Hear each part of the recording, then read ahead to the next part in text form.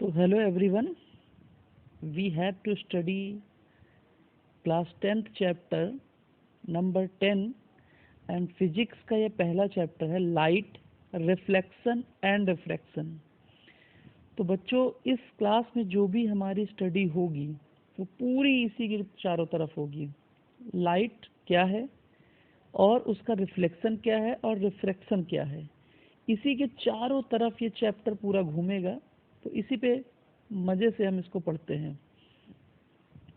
तो लाइट, सबसे पहले यार किसी से मिलते हो ना तो सबसे पहले उसका क्या नाम जानते हो ना। तो पहले हम समझ लेते हैं कि लाइट क्या है। आप सोचो कि कमरा अंधेरा है, क्या कुछ देख सकते हो? या रात में हमें क्यों कुछ नहीं दिखाई देता? मुझे लगता है सबको ये पता होगा कि हमें रात में क्यों नहीं दिखाई देता। एक अंधेरे कमरे में क्या रखा है? तुम्हारी गेंद कहाँ रखी है, तुम्हारा चश्मा कहाँ रखा है, या सबसे प्यारा मोबाइल कहाँ रखा है? तो उसको देखने के लिए तुम्हें क्या चाहिए? यही कहोगे कि लाइट को ऑन कर दो। तो यही समझ लो कि जो चीज़ हमें देखने में मदद करती है उसी को हम लाइट कहते हैं। अब इसी को हम डेफिनीशन में कहेंगे और कुछ इन्फॉर्मेशन इसके साथ ऐड कर देंगे जो टेक्निकल इन्फॉर्मेशन है। फिलहाल एक सिंपल वे में कहते हैं, light is a form of energy which gives sensation to our eyes. Simple है ना कि लाइट एक ऐसी एनर्जी है जो हमारी आँखों को, हमारी आईज को एक सेंसेशन देती है चीज़ों को देख पाने का। समझ गए? लगता है तो समझ में आ गया होगा। अब थोड़ा सा देखते हैं कि लाइट है क्या। Light is an electromagnetic wave. Electromagnetic wave क्या है? डरना नहीं है यार, बहुत सिंपल टर्म है, आगे मैं समझा दूंगा। फिलहाल बस इतना जान लो, light is an electromagnetic wave which gives sensation to our eyes and make able to see objects. बिल्कुल सिंपल टर्म है। अगर ज़्यादा इलेक्ट्रोमैग्नेटिक वेव नहीं लिख सकते हो तो इतना जरूर लिख देना कि it gives sensation to our eyes and make able to see objects. ठीक है, आगे और इजी हो जाएगा, तो घबराना नहीं है। इलेक्ट्रोमैग्नेटिक वेव क्या है, बहुत आसानी से आपको समझ में आ जाएगा। तो अब थोड़ा सा लाइट के बारे में और जानते हैं कि लाइट है क्या। तो number 1, light and electromagnetic wave. यार ये इलेक्ट्रोमैग्नेटिक वेव ना, ये एक वेव है। वेव तुमने 9th क्लास में पढ़ा होगा कि वेव कितनी टाइप की होती है। लॉन्गिट्यूडनल वेव होती है, ट्रांसवर्स वेव होती है। ये सब चीज़ें आई थिंक कि 9th क्लास में पढ़ा होगा। नहीं पढ़ा होगा तो कोई टेंशन की बात नहीं है, मैं आगे बता दूंगा। तो सबसे पहले, light in is an electromagnetic wave, पहली चीज। अब light, it does not need a medium to travel in space. मतलब लाइट को एक स्थान से दूसरे स्थान में ट्रेवल करने के लिए किसी भी मीडियम की जरूरत नहीं होती। अब एक बात बताएं आपको, जैसे साउंड वेव है, साउंड भी वेव है, लाइट भी वेव है, ठीक है। लेकिन जो साउंड वेव है ना, अगर वैक्यूम होगा, मतलब वहाँ पे कोई भी मीडियम नहीं होगा, तो साउंड कोई सुन नहीं सकता। साउंड तभी सुना जा सकता है जब कोई ना कोई मीडियम अवेलेबल हो। जैसे कि मान लो अगर हम यहाँ खड़े हैं और थोड़ा दूर हमारे पास आदमी खड़ा है, तो हम जो बोलते हैं ना, ये एयर के मॉलिक्यूल्स होते हैं, उनसे ट्रांसफ़र होते हुए ये एनर्जी हम तक पहुँचती है। आप ये भी सोच सकते हो कि जब कोई पास में रहता है तो तेज आवाज़ सुनाई देती है, दूर में रहता है तो आवाज़ धीमी हो जाती है, और जितना दूर होता जाता है उतनी ही साउंड हमें कम सुनाई देता है, कहने का मतलब है। तो फिर ये साउंड अगर एक मीडियम से दूसरे मीडियम में जा रही है या मीडियम से ट्रेवल कर रही है, तो आप देख रहे हैं कि ये ट्रेवल कर रही है, तभी तो जितना दूर जाती है साउंड की जो एनर्जी होती है ना, वो फैलती जाती है। मतलब एनर्जी की जो पावर होती है वो डिक्रीज होती जाती है, और एक समय बाद इधर उधर जो सोर्स है वहाँ से निकलने के बाद रिसीवर के पास पहुँचने में उसकी सारी एनर्जी काम उसका तमाम हो जाता है। वैसे कुछ लोग तो भाई जानबूझ के इग्नोर करते हैं, उनके कानों में कमी होती है। आप अपने दोस्त को बुलाते हो, उसको नहीं सुनना होता तो नहीं सुनता है। लेकिन कई बार ना सुन पाने का रीज़न ये है कि जो साउंड वेव है वो उस तक पहुंच नहीं रही है। तो साउंड को एक मीडियम चाहिए ट्रेवल करने के लिए। हीट है, अगर हीट आप किसी रॉड से टच कर रहे हो तो आपको हीट महसूस होगी, कहीं आग जल रही है दूर से हाथ सेक रहे हो तब आपको हीट महसूस होगी। तो इसको भी एक मीडियम चाहिए। लेकिन भाई लाइट एक ऐसी वेव है जिसको मीडियम ही नहीं चाहिए। अरे तभी तो ये सन से निकलती है और यहाँ तक आ जाती है। इंटेंसिटी थोड़ा बहुत फर्क पड़ता है लेकिन इसकी खास इंटेंसिटी में कोई फर्क नहीं पड़ता है बहुत ज़्यादा, इसीलिए ये एक मीडियम से दूसरे मीडियम में इजीली ट्रेवल कर लेती है। हालांकि चूंकि जिस इंटेंसिटी से आ रही है ये धीरे धीरे इसकी एनर्जी तो कम होती जाती है दूरी के अकॉर्डिंग, लेकिन फिर भी स्पेस, सन और अर्थ के बीच में कोई भी मीडियम नहीं है। मतलब ना भाई वहाँ पे एयर है ना तो कोई और मॉलिक्यूल है, तो आ कैसे रही है लाइट? बिना किसी मीडियम के सीधे एक स्थान से दूसरे स्थान। तो लाइट के जान लो क्या जान लिया, एक इलेक्ट्रोमैग्नेटिक वेव है, दूसरा it does not need a medium to travel in space. Space में नहीं भाई, कहीं भी इसको मीडियम की जरूरत ही नहीं है, इसका ऑल टाइम परमिट है, कहीं से भी कहीं जा सकती है, किसी की जरूरत नहीं है। It travels in a straight line. दूसरी इंपॉर्टेंट चीज है कि ये हमेशा स्ट्रेट लाइन में ट्रेवल करती है। स्ट्रेट लाइन ट्रेवल करने का मतलब है कि जैसे मान लो ऐसे होल है और लाइट सोर्स यहाँ से आ रहा है, तो ये जब इसके सामने होगा ना तभी लाइट पास करेगी, अदरवाइज लाइट पास नहीं करेगी। अब एक जान गए आप लोग ये भी कि light travels in a straight line. फिर in a vacuum its speed is 3 into 10⁸ metre per second. यार जीरो लगा के देखना कितने जीरो होते हैं, आओ देखते हैं।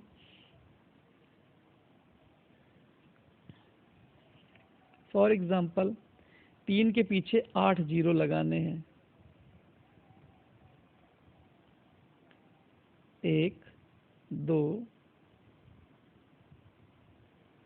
2 3 4 5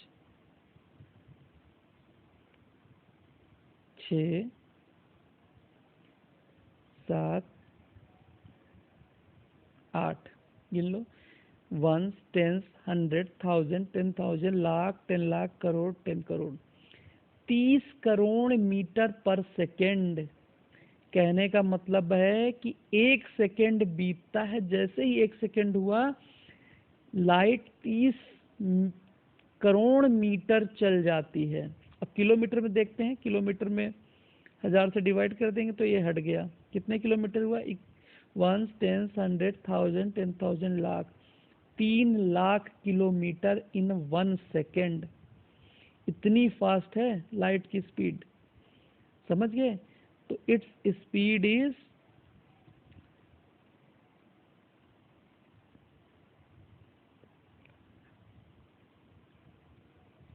30 लाख किलोमीटर पर सेकेंड।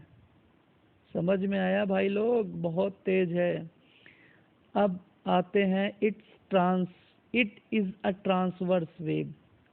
हो सकता है कुछ को समझ में आ गया, कुछ को नहीं समझ में आया, तो आपको बता दे ट्रांसवर्स वेव वो वेव होती है जो क्रेस्ट और ट्रफ के फॉर्म में चलती है, उसको ट्रांसवर्स वेव कहते हैं। और ट्रांसवर्स वेव अभी आपको बता देता हूँ कि ट्रांसवर्स वेव क्या होती है। जैसे ये है ये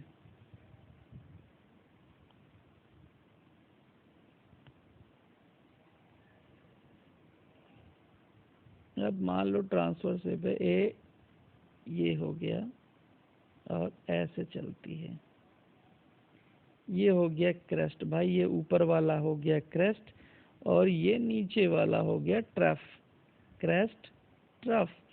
तो ऐसी वेव जो क्रेस्ट और ट्रफ के फॉर्म में चलती है उनको हम बोलते हैं ट्रांसवर्स वेव। होप कि सबको समझ में आ गया होगा, बाकी ना है तो पूछ लेना यार, जब भी मौका मिले, कोई दिक्कत नहीं है। अब देखो भाई अब आ गया concept, light travels as an electromagnetic wave. देखो इतने तो बड़े हो ही गए हो यार कि इलेक्ट्रिक और मैग्नेटिक वेव समझ सकते हो। तो लाइट में ना एक इलेक्ट्रिक कंपोनेंट होता है, एक मैग्नेटिक कंपोनेंट होता है।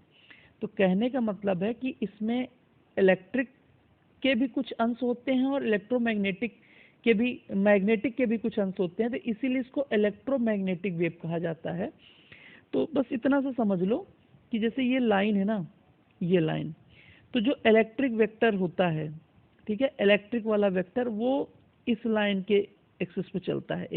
ये मान लो इसके सहारे चलता है। ये ऊपर गया, फिर नीचे आया, फिर ऊपर गया और ये नीचे आया।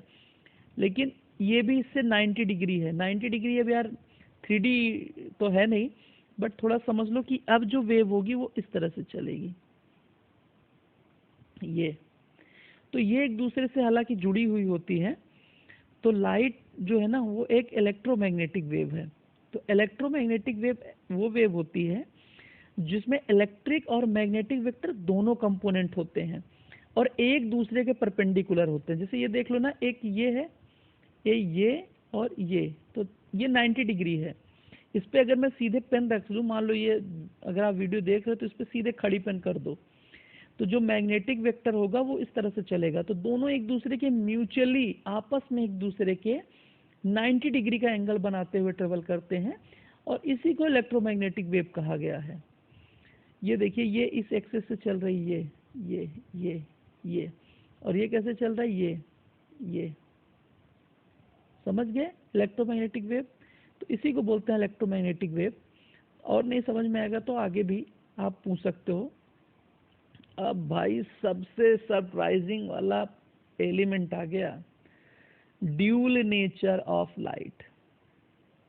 दोगला जानते हो, यही समझ लो, लाइट ना दोगली है।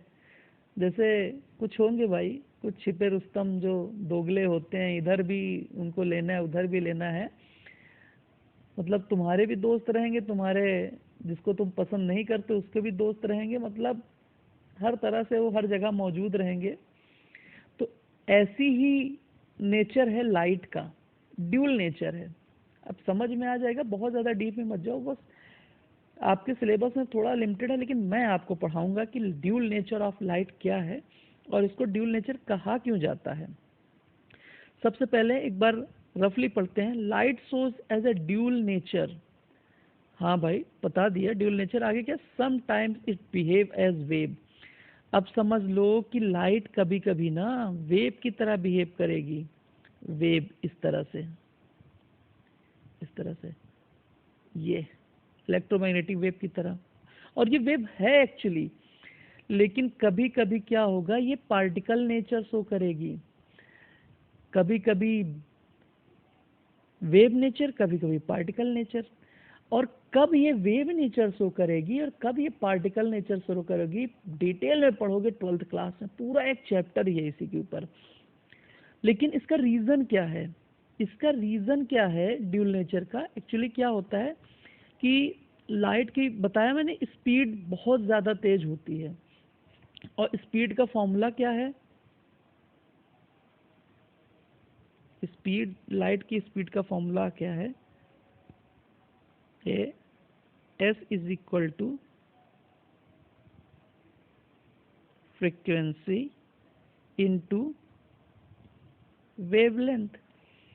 अब चूंकि इसकी वेवलेंथ बहुत कम है और इसकी फ्रीक्वेंसी बहुत ज़्यादा है, क्योंकि इसकी स्पीड बहुत हाई है।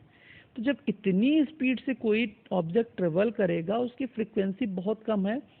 कभी देखा हो कि मान लो कोई एक चीज़ आ रही है, ऐसे ऐसे आ रही है, ऐसे ऐसे, हल्का सा हल्का सा हल्का सा, ये अब इसको अगर दूर से देखोगे या बहुत डीप ऑब्जर्व कोई नहीं कर सकता हो, ये लाइन बहुत पतली हो, तो ये बिल्कुल सीधी लाइन दिखाई देगी। क्यों, क्योंकि इसमें जो अप्स एंड डाउन्स हैं वो बहुत छोटे हैं। तो भाई यही होता है लाइट के साथ, क्योंकि इसकी वेवलेंथ बहुत कम है और फ्रीक्वेंसी बहुत हाई है। तो छोटी वेवलेंथ हाई फ्रीक्वेंसी, इसलिए ये कभी कभी किसी किसी केसेस में वेव नेचर शो करता है, किसी किसी में पार्टिकल नेचर शो करता है। पार्टिकल नेचर अभी आपको पढ़ना नहीं है, अभी हम इस चैप्टर में इसको टोटली कंसीडर करेंगे एज अ वेव नेचर। तो हमें जो भी कॉन्सेप्ट इस चैप्टर में पढ़ना फिलहाल, that is wave nature of light. तो जो भी रिफ्लेक्शन पढ़ना है, रिफ्रैक्शन पढ़ना है, वहाँ पे यही मान लो कि भाई ये वेव नेचर है। 12th क्लास में पढ़ना कि पार्टिकल नेचर क्या होता है, बहुत इंटरेस्टिंग है। मॉडर्न फिजिक्स पूरी पार्टिकल नेचर पे ही डिपेंड करती है, बट आप इसको पढ़ना फिलहाल अभी मान लो कि यार वेव नेचर है। ओके, ठीक है। तो कुछ केसेस में क्या होता है कि कहीं कहीं इसकी पार्टिकल का जो नेचर है वो ज़्यादा डोमिनेट करता है और कहीं कहीं वेव नेचर डोमिनेट करता है। तो इस पे ना साइंटिस्टों के बीच में खूब झगड़ा हुआ भाई।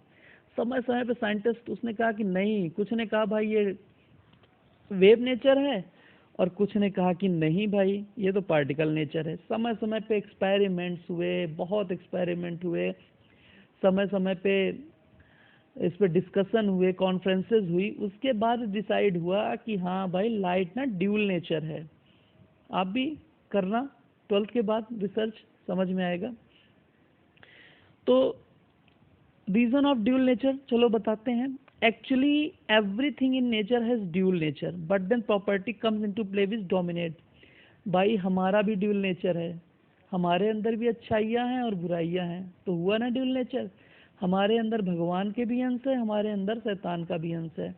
लेकिन कभी ऑब्जर्व किया होगा, कभी आपकी अच्छाई आपके ऊपर हावी, कभी आपकी बुराई आपके ऊपर हावी।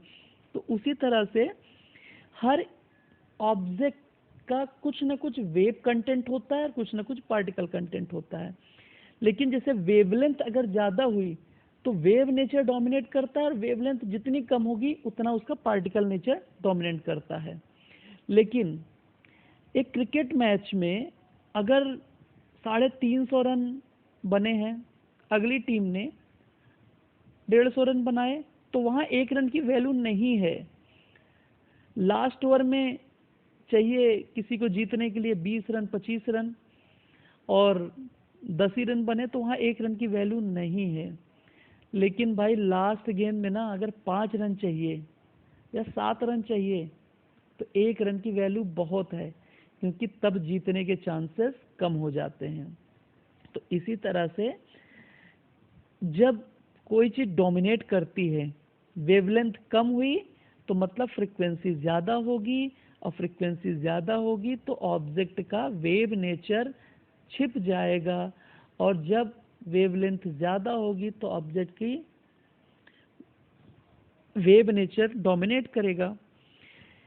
चूंकि अब लाइट की बात करते हैं तो इसकी जो वेवलेंथ है ना 400 नैनोमीटर। अब यार नैनोमीटर भी जान लो, 1 नैनोमीटर में 1 नैनोमीटर इज इक्वल टू होता है 10 की पावर -9 मीटर। क्लियर नहीं हुआ, कर देता हूँ क्लियर।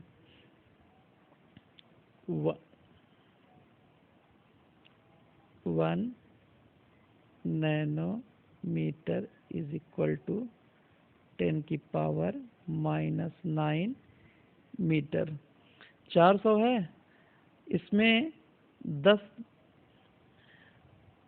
9 बार 0 लगा के इससे भाग दे दो एक के पीछे, तो समझ में आ जाएगा कितनी कम फ्रीक्वेंसी होती है।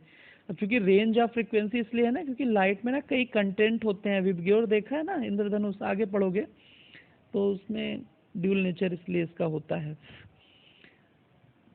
आई थिंक समझ में आ गया होगा, थोड़ा सा कंफ्यूजिंग है, बट बस ये मान लो यार कि ड्यूल नेचर होता है अभी के लिए, और फिलहाल वेव नेचर मान के ही स्टडी करनी है ये चैप्टर। हाँ भाई, अब आते हैं रिफ्लेक्शन एंड रिफ्रैक्शन। सुना होगा इसके बारे में कि रिफ्लेक्शन क्या है, रिफ्रैक्शन क्या है। सुना है तो यार हमको भी बता दो। चलो नहीं बताना तो हम ही बता देते हैं। रिफ्लेक्शन क्या है। अब सबसे पहले in this chapter to explain properties of reflection and refraction we will consider light as wave and it travel as straight line propagation. इस चैप्टर में दो चीजें मान लो भाई, लाइट वेव नेचर है इस चैप्टर में, क्योंकि रिफ्लेक्शन और रिफ्रैक्शन का जो फिनोमिना है वहाँ पे वेव नेचर ही मान के लाइट का स्टडी किया गया है, और यहाँ पे वेव नेचर मानते हैं तभी सारी कंडीशन सेटिस्फाई हो पाती हैं। और दूसरी चीज़ कि लाइट एक स्ट्रेट लाइन में ट्रेवल करती है, वो भी यहीं से डिसाइड होता है। रिफ्लेक्शन का जो फिनोमिना है इसको हम ऐसे समझेंगे, वैसे रिफ्लेक्शन का पहले एक डेफिनेशन, चलो डेफिनेशन बाद में देखते हैं, पहले यार ये देखो कि जैसे आप शीशे के सड़े के सामने खड़े होते हो तो आपको क्या दिखता है? आप खुद दिखते हो।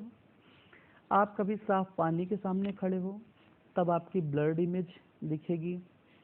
आप थोड़ा सा ऐसा शीशा हो जिसके पीछे का जो एक वो होता है वो थोड़ा सा झर गया हो, ब्लर्ड हो, शीशा क्लियर ना हो, तो उसमें आपकी इमेज भी थोड़ा सा ब्लर्ड दिखेगी, मतलब क्लियर इमेज नहीं दिखेगी। ऐसा क्यों? क्योंकि जो एक परफेक्ट अच्छा शीशा है फ्रेश, उसमें आपका खूबसूरत चेहरा एकदम सामने से साफ सुथरा दिखाई देगा। लेकिन जब पानी में देख रहे हो तो कुछ जो रेज जा रही हैं, मतलब उसमें टकरा के जो वापस आनी चाहिए हमें देखने के लिए, इमेज जो बन रही है वो हमें साफ नहीं दिखती है। तो रिफ्लेक्शन इसी को बोलते हैं कि आपका जो प्रतिबिंब आपको दिखता है वो रिफ्लेक्शन के कारण ही दिखता है। इमेज जो दिखती है ऑब्जेक्ट की, जो आपका चेहरा दिखता है खूबसूरत सा, वो सिर्फ आपका रिफ्लेक्शन ही होता है जो दिखाई देता है। तो इसी को, इसमें हो क्या रहा है, आपके चेहरे पे लाइट, आपके चेहरे की लाइट गई, मिरर पे पड़ी और उसकी एक इमेज बनी और वो हमको दिखाई दी, इसी को हम रिफ्लेक्शन बोलते हैं। डिफाइन करते हैं, इजी है, bouncing back of light in the same medium, मतलब जिस मीडियम से लाइट गई है उसी मीडियम में लाइट का वापस आ जाना after striking from any smooth surface is called reflection of light. तो क्या हुआ, reflection can be defined as bouncing back of light in the same medium after striking from any smooth surface is called reflection of light. किसी भी smooth surface से light का टकरा कर उसी मीडियम में वापस आ जाना जिस मीडियम से लाइट गई है उसको बोलते हैं रिफ्लेक्शन। जैसे भाई ये हो गया हमारा कोई मीडियम, ठीक है। अब ये लाइट आई, ये रेज आई और टकरा के फिर उसी मीडियम में, एयर है, ये एयर भी हो सकता है, कुछ भी हो सकता है, कोई भी मीडियम, ये भी एयर, टकरा के आई और उसी मीडियम से लौट गई, तो इसको हम बोलेंगे रिफ्लेक्शन ऑफ लाइट। समझ में आया होगा, बहुत इजी है यार तुम लोग। अब भैया आ गया, रिफ्लेक्शन जब होता है ना तो कुछ कानून इस पे फॉलो होते हैं। जैसे स्कूल जाते हो तो आपके ऊपर कुछ रूल लगते हैं। जैसे एक रूल है कि रात में सोना है, हालांकि बहुत लोग ये रूल तोड़ते हैं बट एक कॉमन रूल है, तो कुछ स्पेशल में ये रूल भी शायद कभी ना कभी टूटते ही होंगे, बट फिलहाल हमें इसे अभी पढ़ना है। जो रूल अभी हमने पढ़ना है, लॉज ऑफ रिफ्लेक्शन, इसी को फॉलो करते हैं, इसी के बेस पे रिफ्लेक्शन होता है, तो इसी को हम लॉज ऑफ रिफ्लेक्शन कहते हैं। तो अब समझो भैया, सबसे पहले समझ लो, ये जो आ रही है ना इसको इंसिडेंट रे बोलते हैं। ये वाली देखो लिखा भी है इंसिडेंट रे, ये है इंसिडेंट रे, ये है नॉर्मल एकदम नॉर्मल।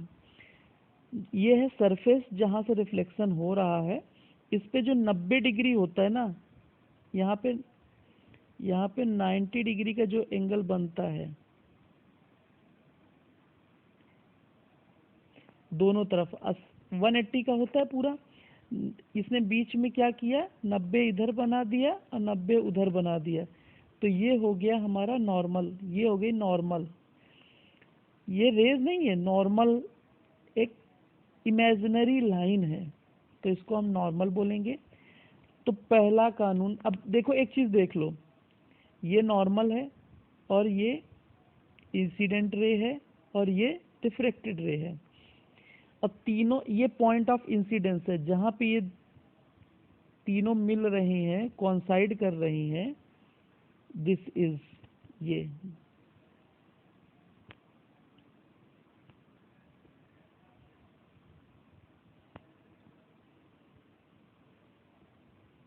ये पॉइंट,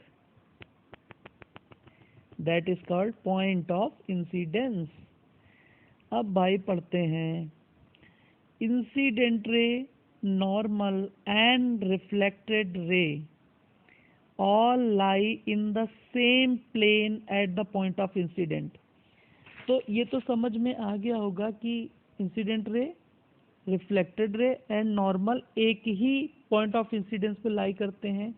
इसका मतलब समझना है कि सेम प्लेन पे लाई कर रहे हैं।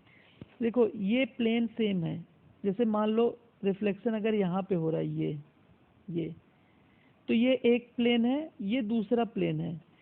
तो जो पहला लॉ ये कहता है कि इंसिडेंट रे, रिफ्लेक्टेड रे और नॉर्मल एक ही प्लेन पे लाई करेंगे। ऐसा नहीं होगा कि इंसिडेंट यहाँ पे, नॉर्मल यहाँ पे और रिफ्लेक्टेड रे यहाँ पे, तब ये लॉ अप्लाई नहीं होगा। अप्लाई कब होगा?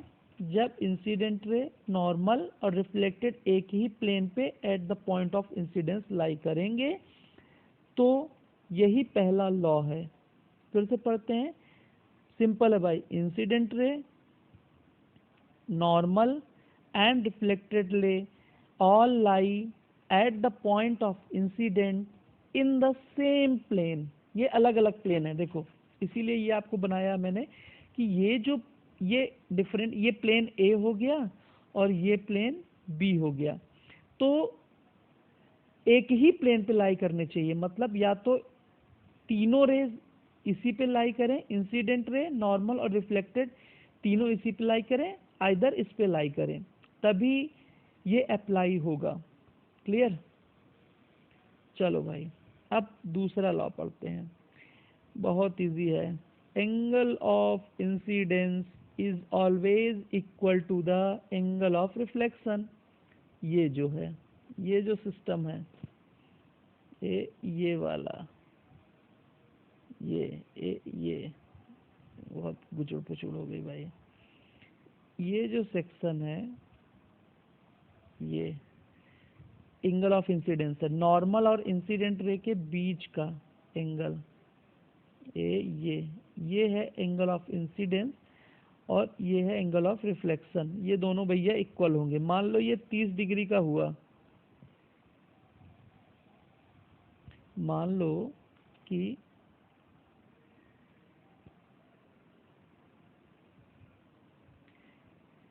ये हुआ 30 का, तो ये भी होगा 30 का। इजी है ना भाई? ठीक, तो angle of incidence always equal to the angle of reflection. ये हो गया दूसरा लॉ। इजी है, आता है एग्जाम में कभी कभी 2-3 मार्क्स का, लेकिन उससे पहले एक नॉलेज के लिए हमें ये पता होना चाहिए। जनरली बच्चे गलती करते हैं कि सेम प्लेन नहीं लिखते हैं, तो ये लिखना है कि भाई तीनों इंसिडेंट, नॉर्मल एंड रिफ्लेक्टेड, याद रखना, incident, normal and reflected ray all lie at the point of incidence in the same plane. Last में जोड़ देना है इन द सेम प्लेन। चलो भाई समझ गए होगे, अच्छी बात है यार, बहुत समझदार बच्चे होते हैं आजकल के। तो अब laws of reflection applicable to, अच्छा रिफ्लेक्शन भी कई टाइप के होते हैं। जब स्मूथ सरफेस से होगा तो उसको बोलते हैं रेगुलर रिफ्लेक्शन, जब इस तरह से उबड़ खाबड़ रिफ्लेक्शन होगा तो उसको बोलते हैं इर्रेगुलर रिफ्लेक्शन। तो laws of reflection applicable to all type of reflecting surface, ये सभी रिफ्लेक्टिंग सरफेस के लिए अप्लाई होता है। बस डिफरेंस ये है कि यहाँ पे हर एक रेज के लिए नॉर्मल ड्रॉ करनी पड़ेगी तभी। कहने का मतलब है कि जैसे ये वाली रेज आई, ठीक है, ये वाली, और ये चली गई, तो इसके लिए ना अलग नॉर्मल ड्रॉ होगी, और ये वाली जो आई इसके लिए अलग नॉर्मल ड्रॉ होगी, और इसके लिए अलग नॉर्मल ड्रा होगी, तभी भाई ये लॉ फॉलो होगा। तो इसमें एक ही नॉर्मल नहीं होगा, हर एक रिफ्लेक्टेड रे के लिए, इंसिडेंट रे के लिए उसकी नॉर्मल अलग होगी, बस इतना समझ लीजिए। तो इसलिए इर्रेगुलर भी रिफ्लेक्शन है ना, सरफेस है, तो उसके लिए भी ये लॉ अप्लीकेबल है। अब भैया आ जाओ प्लेन मिरर। प्लेन मिरर के बिना तो भैया लड़कियों का कोई काम ही नहीं होगा। अरे लड़कों का भी नहीं कहा होता, लड़कियां ही काहे हम बोल रहे हैं। लड़के भी जब तक शादी ब्याह में जाते हैं तो समझ लो प्लेन मिरर का रोल बहुत इंपॉर्टेंट है। जिम जाओगे, बॉडी देखोगे, प्लेन मिरर का रोल बहुत इंपॉर्टेंट है। तो ये जो घर पे जो मिरर होता है ना अपना थोबड़ा देखने के लिए, इसी को प्लेन मिरर कहा जाता है। अब प्लेन मिरर का एक बार मन में रख के सोचो कि कैसी इमेज बनती है। जब आप खड़े होते हो उसके सामने तो आपको उसकी एक इमेज दिखाई देती है, हूबहू वैसे ही जैसे आप हो। स्मार्ट हो तो स्मार्ट, बहुत ज़्यादा स्मार्ट हो तो बहुत ज़्यादा स्मार्ट। अपने बाल नोचोगे तो उधर भी बाल नोचोगे। सिर्फ एक चीज़ होता है, जब आप अपना दाया वाला हिस्सा मूव कराओगे या दाएं हाथ की उंगली मूव कराओगे तो उसमें ऐसा लगेगा कि बाएं हाथ का कर रहा है। इस चीज़ को लेटरल इन्वर्जन बोलते हैं। तो एक चीज़ देखा होगा आपने, कुछ चीज़ें तो ऐसे ही उसी, जब भी nature of image form by plane mirror लिखना हो तो सोच लेना कि जो आपने इमेज कभी भी देखी है या ना देखी हो तो भाई खड़े हो गए अभी देख लो तुरंत, और उसके बाद इमेजिन करो कि क्या क्या है। सबसे पहले आप देखोगे कि जिस हाइट के आप हो उसी हाइट की इमेज है। बिल्कुल सही बात है। आपका बायां हिस्सा अगर आप मूव कराओगे तो उसमें लगेगा दायां हिस्सा मूव कर रहा है। इसको लेटरल इन्वर्जन बोलते हैं। तो when you move left part it appears right, and when you move right part it appears left. That is called lateral inversion in plane mirror. और ये जो पॉइंट्स लिखे हैं ये भी पढ़ लो भाई, इसको आप ही के लिए लिखा है। The image obtained is virtual. अब वर्चुअल इमेज क्या होती है बताएंगे। Image is laterally inverted. Laterally inverted का मतलब है कि इसके अगर दो हाथ निकले हैं, ये वाला मूव कराएगा तो लगेगा इधर वाला मूव कर रहा है, मतलब ऐसा उसमें लगेगा इमेज में। करके देख लो भाई, काहे देर कर रहे हो। लेफ्ट लाओगे तो लगेगा राइट, राइट दिखाओगे क्यों, क्योंकि वो आपकी तरफ फेस करके खड़ा है। और इमेज ना सीधी बनी हुई है, ऐसा तो नहीं है ना कि आपका सर ऊपर है तो उसका सर नीचे है, ऐसी भी इमेज बनती है यार। अच्छा आपको नहीं पता होगा पर बनती है। अच्छा ऐसी इमेज देखनी हो ना, एकदम नया चम्मच मम्मी से निकलवाओ और उसमें अपना चेहरा देख लो, मिलेगा सर ऊपर सीधा सर रहेगा पर तुम्हारा सर लगेगा कि नीचे उल्टा, नाक उल्टी, आंख उल्टी, मुंह ऊपर, उल्टी इमेज बनेगी। तो इमेज इरेक्ट, इरेक्ट मतलब होता है भाई सीधा। तो इमेज क्या होती है, वर्चुअल बनती है। पहली चीज वर्चुअल बता दूंगा अभी आपको। लिटरली इन्वर्टेड, इन्वर्टेड मतलब क्या है कि पलटी हुई इमेज। लिटरली इन्वर्टेड इमेज मिलेगी। लेफ्ट मतलब, लिटरली इन्वर्टेड मतलब लेफ्ट जो पार्ट होगा अगर वो मूव कराओगे तो राइट दिखेगा और राइट मूव कराओगे तो लेफ्ट दिखेगा। इमेज इज इरेक्ट, भैया एकदम सीधी इमेज, मतलब जिस हूबहू जिस पोस्चर में खड़े हो ना वैसा ही पोस्चर में सीधा। सीधा इमेज का मतलब है कि सर ऊपर है तुम्हारा तो सर ऊपर ही दिखेगा, अगर शीर्षासन कर रहे हो तो उसमें शीर्षासन करते हुए ही दिखोगे। इमेज इज इरेक्ट बता दिया भाई सीधा। The size of the image, ये भी बता दिया कि जो साइज होगा इमेज का उतना ही होगा जितना कि ऑब्जेक्ट है। The distance between the image obtained from the mirror is the same. जितनी दूर तुम खड़े हो उतनी ही दूर ऐसा लगेगा कि इमेज बन रही है। ठीक है। अब यार ये वर्चुअल इमेज का मतलब है ना, दो टाइप की इमेज बनती है, रियल और वर्चुअल। रियल इमेज ना वास्तविकता में बनती है और वर्चुअल इमेज भी बनती है तभी तो दिखती है। लेकिन वर्चुअल इमेज बनती है पर एक्चुअली में वो बनती नहीं है। क्योंकि शीशे के पीछे कुछ भी नहीं बन सकता है, वो तो रिफ्लेक्शन हो रहा है। पर रेज इस तरह से जा रही हैं कि उसमें लाइट रेज का रिफ्लेक्शन होके ऐसा लगता है कि इमेज वहाँ बन रही है, पर वास्तविकता में ना वहाँ कोई इमेज होती नहीं है। तुम्हें लगता है कि तुम्हारी इमेज जो है वो शीशे के अंदर है, पर शीशे के अंदर तो भाई कुछ भी नहीं है। इसी चीज को समझना है, इसी चीज को सबसे ज्यादा आपको समझने पे ध्यान देना है।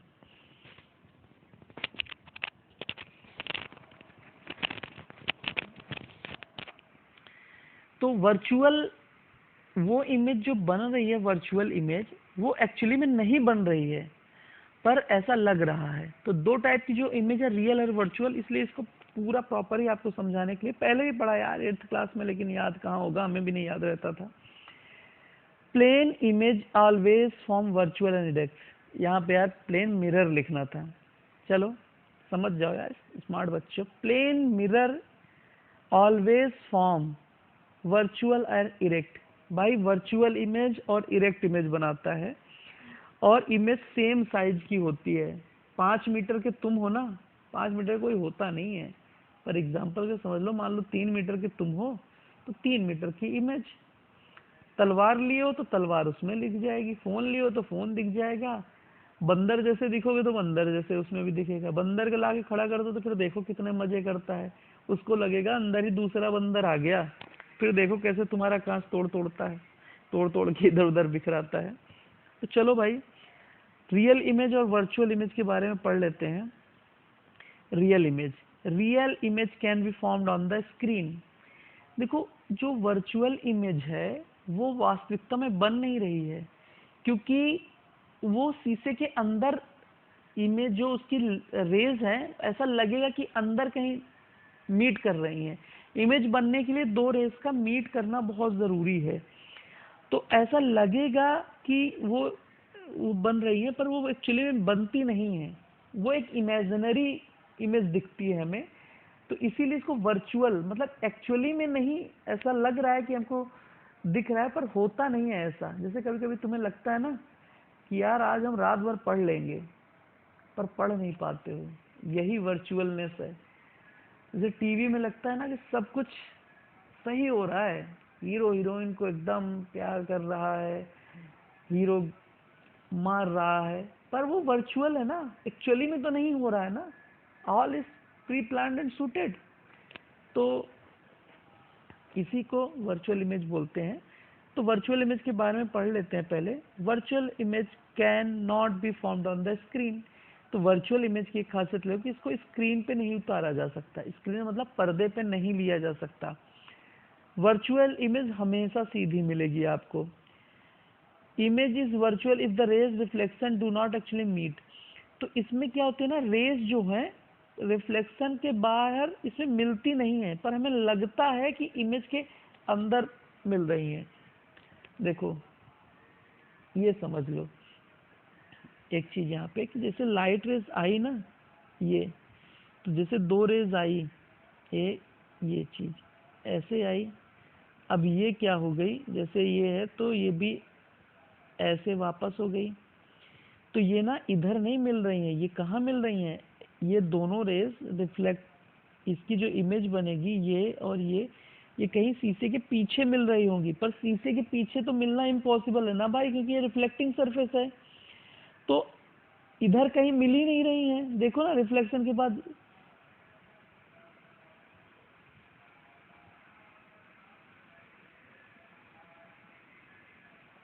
ये रिफ्लेक्शन के बाद जैसे मान लो ये रिफ्लेक्शन हुआ, एक रेज आई ऐसे, और ये ऐसे रिफ्लेक्ट हो गई, तो ये इधर आ गया, ये इधर आ गया, तो ये कहीं यहाँ कहीं मिलेगी शीशे के पीछे। बट ये इसलिए, अब इसके पीछे तो कोई पर्दा लगाया नहीं जा सकता ना, इसलिए ये इमेज इमेजिनरी इमेज है, एक वर्चुअल इमेज है, क्योंकि वास्तविकता में जो रेज है वो मिल नहीं रही है, पर हमें ऐसा लगता है कि वो मिल रही हैं। तो इसी को हम वर्चुअल इमेज बोलते हैं। वर्चुअल इमेज को पर्दे पे नहीं लिया जा सकता, पहला पॉइंट। वर्चुअल इमेज हमेशा इरेक्ट होती है, दूसरा पॉइंट। और इसमें रेज ना एक्चुअली में मीट नहीं करती हैं, इसीलिए इसको पर्दे में नहीं लिया जा सकता। 3 पॉइंट हो गए, और इसका जस्ट अपोजिट आपको रियल इमेज में मिलेगा। कभी डिफरेंस आएगा तो ऐसे ही लिखना। Real image can be found on the screen, screen पे लिया जा सकता है भाई, क्योंकि ये मिरर एक्चुअली में इधर मिलते हैं। भी आगे आप पढ़ोगे, real image is always inverted. Real image जो होती है ना, वो आपको इन्वर्टेड होगी, उल्टी उल्टी मिलेगी भाई। Image is real if the raise after reflection actually made, इसमें वास्तविकता में रेज शीशे के ही उसी मीडियम में मिलती हैं जिस मीडियम में है। भाई ग्लास जो है ना, वो दूसरा मीडियम हो गया। अब दूसरे मीडियम में लाइट रेज लग तो रही कि मिल रही है, पर मिलती नहीं है। उसी तरह जो रियल इमेज में है, हमें लगता है कि लाइट रेज मिलेंगी, पर वो मिलती नहीं है। अब समझो भाई खेल, देख लो, ये है आपकी वर्चुअल इमेज। पेड़ है, पेड़ की इमेज गई।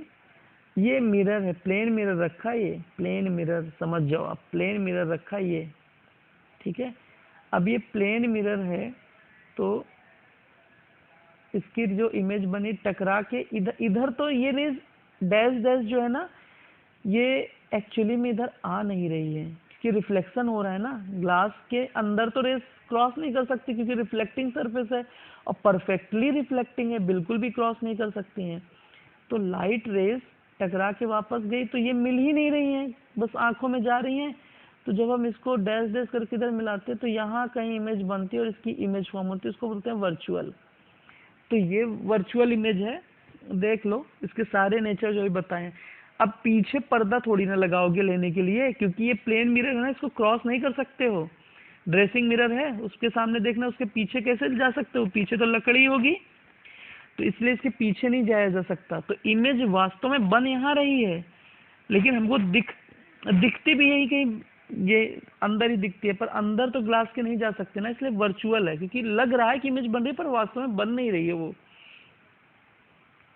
अब रियल इमेज देखो, रियल इमेज क्या है कि ये है कॉनकेव मिरर, ये है कॉनकेव मिरर। अब इसके सामने हमने ऑब्जेक्ट रखा, और इसकी इमेज यहाँ पे हमें मिल रही है। अब यहाँ पे कोई चीज़ पर्दा लगा दो, वहाँ पे ये इमेज उतारी जा सकती है। मतलब यहाँ पे कोई स्क्रीन लगा दो या वाइट कलर का पर्दा लगा दो, तो वहाँ पे ये इमेज बनती हुई हमको दिखाई देगी। तो वही बोलते हैं कि इसमें एक्चुअली लाइट रेज मीट कर रही हैं। देखो ये यहाँ से आई ये, और ये आई ये, यहाँ पे मीट कर रही है। तो यहाँ पे जब मीट कर रही हैं, तो ये इसकी एक्चुअली मीट कर रही हैं, यहाँ पे वर्चुअली मीट कर रही हैं, यहाँ पे एक्चुअली मीट कर रही हैं, इसीलिए इसको रियल इमेज बोलते हैं। और देख लो, ये पेड़ ऐसे था, ये उल्टा है, और बड़ी इमेज बनी हुई है। तो इसमें हमेशा सेम साइज की इमेज नहीं बनती है, तो इसी को हम बोलते हैं, क्या बोलते हैं, रियल इमेज। भैया चलो गाइज, आज के लिए इतना ही करते हैं। अब बाकी जो स्फेरिकल मिरर आगे के चैप्टर में पढ़ना है, क्या होते हैं स्फेरिकल मिरर, डिटेल में पढ़ेंगे। डोंट वरी, एकदम ऐसे पढ़ा दूंगा ना कि समझ में आ जाएगा, कहीं कुछ सोचने की ज़रूरत नहीं पड़ेगी, और इससे 1 नंबर तुम्हारा मिस नहीं होगा, गारंटी है।